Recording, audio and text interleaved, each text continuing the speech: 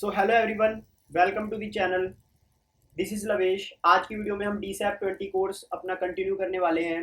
जिसे नहीं पता है डीसैप 20 कोर्स क्या है, तो डीसैप 20 की जो प्लेलिस्ट है उसका लिंक मैं डिस्क्रिप्शन बॉक्स में जाके दे दूंगा, तो आप उसकी पहली वीडियो जाकर देख सकते हैं। तो आज हम यहाँ पर अपना पैटर्न 1 कंटिन्यू कर रहे हैं। जो पैटर्न 1 है वो है binary search. Binary search pattern 1 का 2 वीडियो पहले से ही मैं अपलोड कर चुका हूँ। ये तीसरी वीडियो है, पीक एलिमेंट। ठीक है, तो फटाफट से इस क्वेश्चन को खोल लेते हैं। तो मैं आपको रिकमेंड करूंगा पहले आप ये क्वेश्चन पढ़ लें, एक बार ये क्वेश्चन पढ़ लें। क्वेश्चन पढ़ने के बाद अगर आपको क्वेश्चन समझ में आता है तो क्वेश्चन को करने की ट्राई करें। क्वेश्चन पढ़ने में कुछ समस्या होती है तो वीडियो में आए, क्वेश्चन को सॉल्व करने में कुछ समस्या होती है तो वीडियो में आए। ठीक है, तो यहाँ पर हमारे पास बाइनरी सर्च पैटर्न 1 डीसैप 20 हम कोर्स कर रहे हैं। ये लेक्चर 3 है, पीक एलिमेंट। फटाफट से मैं आपको क्वेश्चन समझा देता हूँ। जो लीड कोड में हमारे पास पहला इनपुट दिया है उससे मैं आपको क्वेश्चन समझा देता हूँ। 1 2 3 1।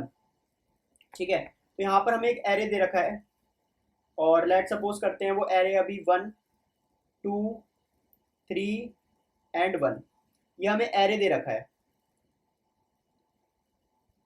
ठीक है, अब यहाँ पर क्या है कि ना देखो 1 है, 1 के ऊपर 2 आता है, 2 के ऊपर 3 आता है, अब 3 से छोटा 1 है, तो यहाँ पर एक पहाड़ सा बन रहा है। हमें इस एलिमेंट के में क्या करना है, जो पूरा जो चोटी है ना, पीक है, उसको रिटर्न करना है। तो हमने यहाँ पर 3 को, इसका जो आउटपुट आना चाहिए वो आना चाहिए 3 आना चाहिए ना इसका आउटपुट। मतलब कि जो भी पीक एलिमेंट है उसका इंडेक्स हमें रिटर्न करना है। तो 3 का जो इंडेक्स है, इंडेक्सिंग में दे देता हूँ 0 1 2 3, तो आउटपुट में आना चाहिए 2, उसका इंडेक्स रिटर्न करना है। अब इसमें मल्टीपल पहाड़ियाँ भी हो सकती हैं। इस वाले एग्जाम्पल में एक ही पहाड़ी है, मल्टीपल पहाड़ियाँ भी हो सकती है। अगर मल्टीपल पहाड़ियाँ हैं तो तुम कोई सा भी पीक रिटर्न कर सकते हो, कोई सा भी अपनी मर्जी के पीक का इंडेक्स रिटर्न कर सकते हो। देखो, हम सबसे पहले इस प्रॉब्लम को समझेंगे एक पहाड़ी से, और जो एक पहाड़ी से प्रॉब्लम समझ लेगा ना भाई, वही कोड मल्टीपल पहाड़ी में भी चल जाएगा। वो कैसे चलेगा मैं आपको बताऊंगा। एक बार हम इसे ड्राई रन करेंगे एक पहाड़ी के ऊपर, फिर मल्टीपल पहाड़ी के ऊपर, जो कि हमारे पास एग्जाम्पल 2 है, वो भी हम कर रहे होंगे। पहले गाइस हम इस पे करते हैं 1 2 3 1। तो आप देख सकते हैं यहाँ पर ये इंक्रीजिंग ऑर्डर है और यहाँ पर डिक्रीजिंग ऑर्डर है। तो सबसे पहला मुद्दा ये आता है, हमें पता कैसे लगेगा कि यहाँ पर बाइनरी सर्च लग रही है या कि नहीं लग रही है। तो आप यहाँ पर देखें कि यहाँ पर जब हम पहाड़ पे चढ़ाई कर रहे हैं तो एलिमेंट इंक्रीजिंग ऑर्डर में होंगे, और जब हम पहाड़ से उतर रहे हैं तो एलिमेंट कहाँ पर होंगे, डिक्रीजिंग ऑर्डर में होंगे। तो यहाँ पर आपको अंदाजा लग गया होगा कि यहाँ पर बाइनरी सर्च लग सकती है, क्योंकि कहीं ना कहीं एलिमेंट इंक्रीजिंग ऑर्डर में है एरे में, और कहीं ना कहीं एलिमेंट डिक्रीजिंग ऑर्डर में एरे में। इंक्रीजिंग और डिक्रीजिंग का मतलब क्या होता है, कहीं ना कहीं एलिमेंट क्या है, सॉर्टेड है। और मैंने बताया था 90% क्वेश्चंस में अगर आपको पता लग जाता है एलिमेंट्स कहीं ना कहीं सॉर्टेड है, हालांकि पूरा एरे सॉर्टेड नहीं है पर कुछ पार्ट सॉर्टेड है, तो यहाँ पर हमारे क्या लगती है, बाइनरी सर्च लगती है। अब मुद्दा ये आता है बाइनरी सर्च कैसे लग सकती है। अब वही है, अब बाइनरी सर्च कैसे लग सकती है, तो बाइनरी सर्च में हमारे पास क्या क्या है। शुरुआत करते हैं धीरे धीरे, घबराते नहीं है क्वेश्चन से, धीरे धीरे करके स्टार्ट करते हैं। यहाँ पर मैंने एलिमेंट्स लिख दिए और इंडेक्सिंग में कर देता हूँ एक डिफरेंट पेन से। यहाँ पर मैंने यहाँ पर इंडेक्सिंग कर दी। ठीक है, फिर मैं क्या करता हूँ, यहाँ पर लिखता हूँ स्टार्ट, यहाँ पर लिखता हूँ एंड, और मिड हो जाता है start plus end by 2, 0 plus 3 divided by 2 which is 1। तो मिडल एलिमेंट आ जाता है यहाँ पर। तो भाई दो ही सिनेरियो हो सकते हैं, या तो हम इंक्रीजिंग पार्ट में आए या हम डिक्रीजिंग पार्ट में आए। अभी हम इंक्रीजिंग पार्ट में आए हैं। ठीक है, अभी हम कहां पर आए हैं, अभी हम आए हैं इंक्रीजिंग पार्ट में। ठीक है, और ये हमें कैसे पता लगा कि हम इंक्रीजिंग पार्ट में आए हैं, ये हमें कैसे पता लगा कि हम इंक्रीजिंग पार्ट में आए हैं, ये हमें इस तरीके से पता लगा कि जब मिडल एलिमेंट छोटा होगा मिडल प्लस 1 एलिमेंट से, जब मिडल एलिमेंट छोटा होगा मिडल प्लस 1 एलिमेंट से, तो हम इंक्रीजिंग पार्ट में आए हैं, क्योंकि ये इंक्रीजिंग है ना, इसके आगे से बड़ा एलिमेंट होगा। तो इंक्रीजिंग पार्ट के नीचे तो आंसर, इधर तो आंसर लाई नहीं कर सकता है। लेट सपोज करते हैं हम इंक्रीजिंग पार्ट में इस स्पॉट पे आए, तो यहाँ तो हमारी पीक लाई नहीं कर सकती, हमारी पीक यही लाई करेगी। तो हमें इस वाले पार्ट को डिस्कार्ड कर देना है, मतलब कि राइट पार्ट को डिस्कार्ड कर कर स्टार्ट को कर देना है मिड प्लस 1 पर। स्टार्ट को कहां पर कर देना है, मिड प्लस 1 पर कर देना है। तो यहाँ पर स्टार्ट आ जाएगा मिड प्लस 1 पर, स्टार्ट आ जाएगा यहाँ पर। फिर अगेन हम कहेंगे क्या, start plus N divided by 2, so 2 plus 3 divided by 2, 5 divided by 2 is 2। तो मिडल भी यहीं आ जाएगा। अब मैं देखूंगा क्या मैं इंक्रीजिंग पार्ट में हूँ डिक्रीजिंग पार्ट में हूँ, वो मैं कैसे देखूंगा? क्या मिडल एलिमेंट छोटा है मिडल प्लस वन एलिमेंट से? नहीं, तो मैं किधर हूँ? मैं डिक्रीजिंग पार्ट में हूँ। अब मैं डिक्रीजिंग पार्ट में हूँ। अब अगर मैं डिक्रीजिंग पार्ट में हूं तो मेरे को क्या करना है? देखो मैं यहां पर हूं। अगर मैं इंक्रीजिंग पार्ट में था तो मैं क्या कर रहा था? स्टार्ट को मिड प्लस वन पे ले आ रहा था। मैं यहां पर इसको लिख देता हूं आराम से, इसको मैं रिमूव कर देता हूं। एक सेकेंड गाइस, देखो जब मैं इंक्रीजिंग पार्ट में था तो मैं क्या कर रहा था? इस पार्ट को डिस्कार्ड कर रहा था और स्टार्ट को क्या कर दे रहा था? मिड प्लस वन कर दे रहा था। जब मैं डिक्रीजिंग पार्ट में हूं, जो कि मैं डिक्रीजिंग पार्ट में हूं, तो मेरे को एंड को मिड माइनस वन कर देना चाहिए। अगर मैंने एंड को मिड माइनस वन कर दिया, मतलब एंड को मिड माइनस वन कर दिया, तो एंड आ जाएगा यहां पर।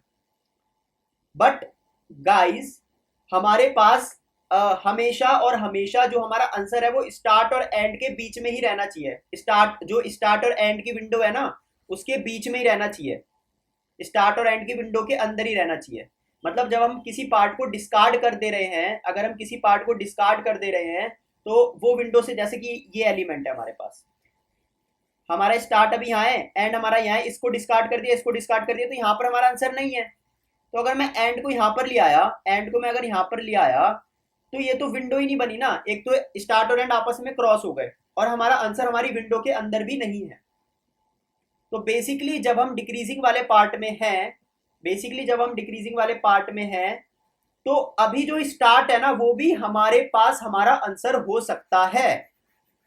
मतलब जो हमारा स्टार्ट वाला एलिमेंट है वो हमारा आंसर हो सकता है, क्योंकि हमें इनिशियली क्या निकालना है? सबसे बड़ा एलिमेंट निकालना है। तो जब मैंने देखा कि मिडल इससे इधर तो छोटे एलिमेंट ही होंगे, डिक्रीजिंग पार्ट है, पर इससे इधर बड़े एलिमेंट हो सकते हैं, इससे इधर बड़े एलिमेंट हो सकते हैं। अभी हमें पता नहीं है, हम क्या करेंगे? अगर तुम डिक्रीजिंग पार्ट में हो तो एंड को मिड माइनस वन नहीं, एंड को तुम मिड कर दो। तो बेसिकली एंड यहां पर आ जाएगा, एंड को हम यहां पर ले आए, और फर्स्ट और सेकंड कंडीशन से हम कह सकते हैं जब स्टार्ट और एंड एक एलिमेंट पर होंगे ना, वही हमारे पास हमारा मिडल एलिमेंट होगा। जब स्टार्ट और एंड हमारे पास एक ही एलिमेंट पर होंगे ना, तो वही हमारा मिडल एलिमेंट होगा। इसको मैं आपको एक और एग्जांपल समझाता हूं। एक और एग्जांपल देखो, ऐसे कि हमने लिया 10, 12 और फिर डिक्रीजिंग एलिमेंट ले लिए 9, 8, 3, 2। तो स्टार्ट यहां पर है, एंड यहां पर है। इंडेक्सिंग कर लेता हूं, 0, 1, 2, 3, 4, 5। तो 0 प्लस 5 डिवाइडेड बाई 2, 2। तो मिडल एलिमेंट हो गया यहाँ पर।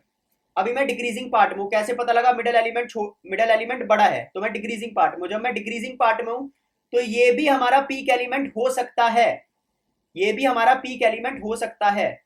तो मैं क्या करूंगा? विंडो में लाने के लिए, 9 को भी विंडो में लाने के लिए एंड को मिड माइनस वन नहीं करूंगा। एंड कहां पे ले आऊंगा? मैं एंड को यहां पर ले आऊंगा। तो मैं एंड को ले आता हूं यहां पर, ठीक है। फिर मैं क्या करूंगा? दोबारा से मिडल एलिमेंट निकालूंगा, इस बार मिडल एलिमेंट ये हो जाएगा। अब भी मैं डिक्रीजिंग पार्ट में हूं।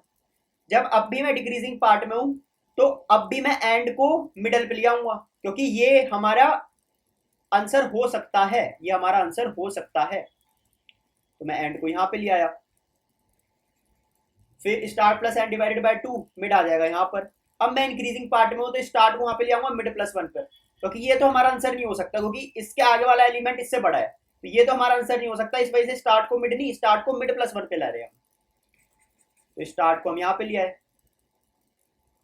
अब देखो स्टार्ट और एंड एक ही एलिमेंट पर आ गया है, और वही हमारे पास पीक एलिमेंट है। देखो 10, 12, 9, 8, 3, 2।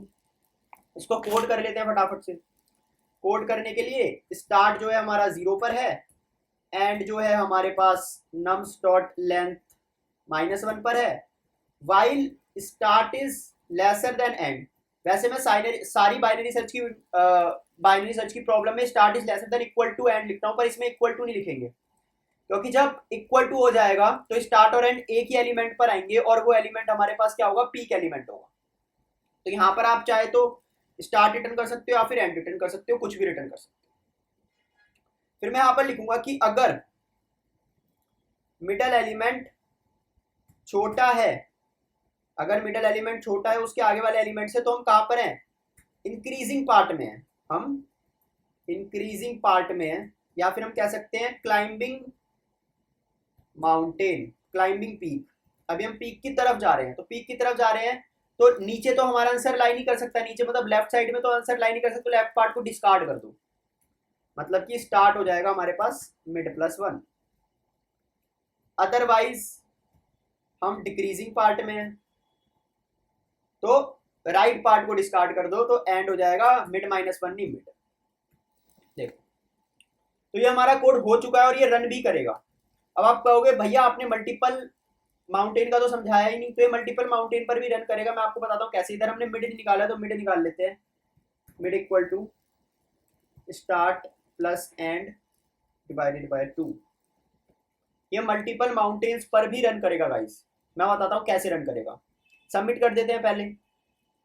सबमिट करने के बाद मैं आपको बताता हूँ ये मल्टीपल माउंटेन्स पर भी कैसे रन करेगा। देखो देखो, जब पहाड़ी बहुत सारी है, जब आपके पास पहाड़ी बहुत सारी है, लेट सपोज करते हैं आपका मिड आया यहाँ पर, आपका मिड आया यहाँ पर, तो मैंने देखा नीचे तो हो नहीं सकता है, नीचे नहीं हो सकता है, तो ऊपर ही हो सकता है, तो लेफ्ट पार्ट को डिस्कार्ड कर। तो आपने इतना पार्ट डिस्कार्ड कर दिया, आपने ये दोनों चोटी को डिस्कार्ड कर दिया, पर आपको विश्वास है कि एक ना एक चोटी अभी भी आएगी।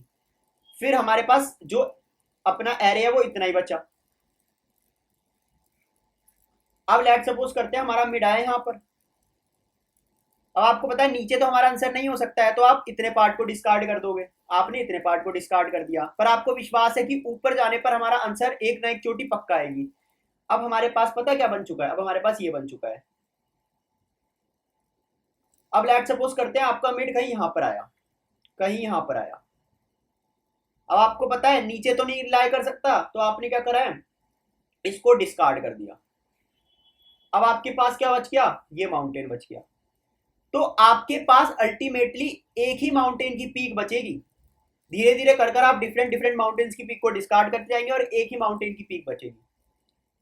तो बस यही समझाना था मेरे को कि ये मल्टीपल माउंटेन्स में भी चलेगा।